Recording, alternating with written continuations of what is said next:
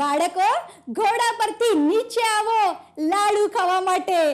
આવો આવો. હા, તો ચાલો હવે લાડુ ભટ્ટનું ગીત સાંભળીએ. એમાં એ લાડુ ભટ્ટ છે ને, એને લાડવા બહુ જ ગમે છે. તમે લાડવા ગમે છે? હા, મને તો બહુ જ ગમે છે. તો એ લાડુ ભટ્ટ લાડવા ચટ કરીને ખાઈ જાય છે.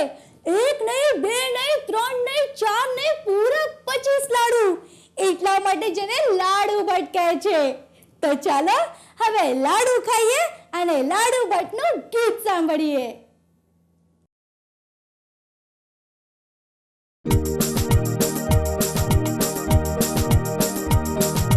લાડુ ભટ્ટ લાડુ કરી ગયા રે ચટ, લાડુ કરી ગયા રે ચટ.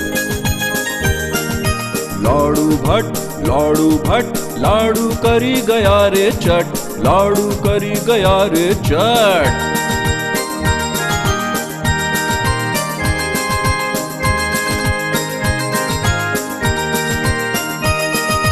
લાડુ ભટ્ટ લાડુ કરી ગયા રે ચટ, લાડુ કરી ગયા રે ચટ. 1 નહીં 2 નહીં ખાए પૂરા 25, 1 નહીં 2 નહીં ખાए પૂરા 25.